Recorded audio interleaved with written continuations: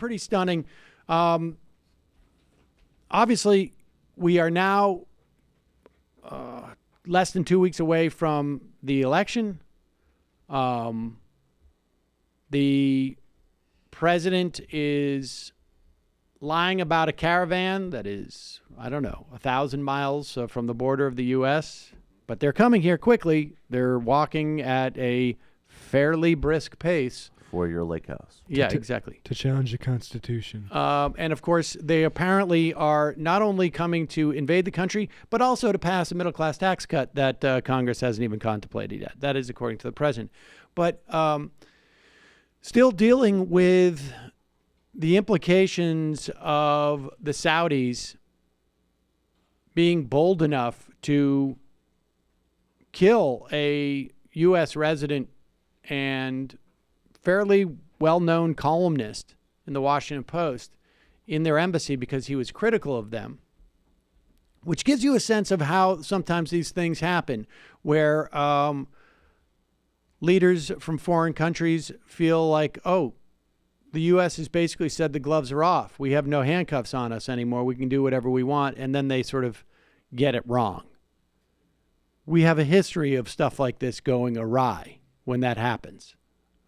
Check out the 91 invasion of Kuwait by Saddam Hussein as a starter, or the Israelis heading up, I think it was into Lebanon again, and basically also exiting Gaza unilaterally and creating another mess there. But here's Donald Trump being asked about his perspective on the Khashoggi murder at this point, where it has become increasingly clear that he was murdered. And here, increasingly clear in terms of, it's quite clear to everyone who doesn't want, who doesn't have a vested interest in pretending otherwise. But even in the context of those who do, it's becoming, clear that they can't maintain this charade anymore. And here's Donald Trump expressing why. Mr. President, why do you think something like this could have happened? Do you think that there was a failure of leadership on the world stage, that Saudi Arabia wasn't concerned about? They had a very bad original concept.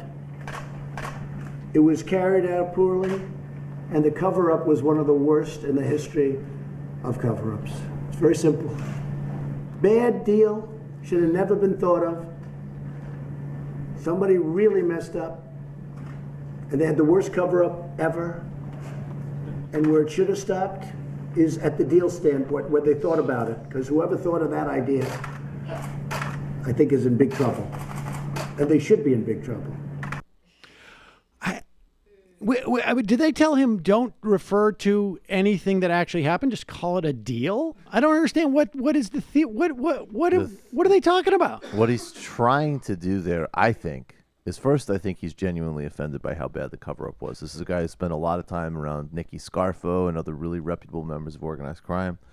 And the Saudis are literally in the process of doing it's just this weird rogue hit squad that had no connections to any senior leadership and bad ideation. So he's actually, I think he's still trying to give them cover.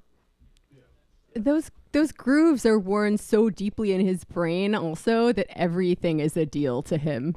It sounded like he's on set. It sounded like he was on set at The Apprentice and basically talking about some attempt to sell hot dogs in Times Square. Hey, I wouldn't have done it that way. It was executed poorly. The Prince, the first couple of contests, you were so good. You did a great job on Yemen.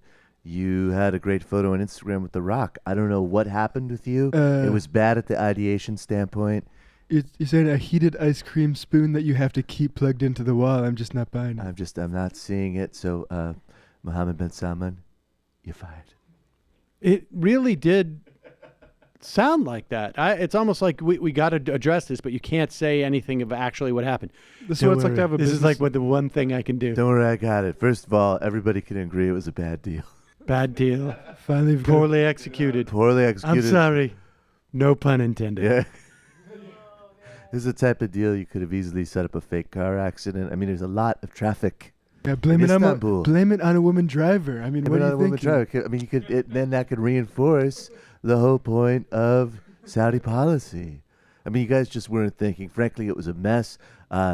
Mohammed. So what? I don't understand. What do they? What does he think that they're setting up? I mean, they're saying no, like they're whoever came literally up with the saying- idea is going to be in big trouble, and that's going to be some guy Yes. like one of the guys who came in, the 15 guys. That's It was what he's saying. His rogue idea, That's and what that he's was a saying. bad deal. That's what he's saying. right, but Yeah. no one's going to believe that. Like, who is this? Well, For now. who it's for potentially is the king has actually been coming back into public.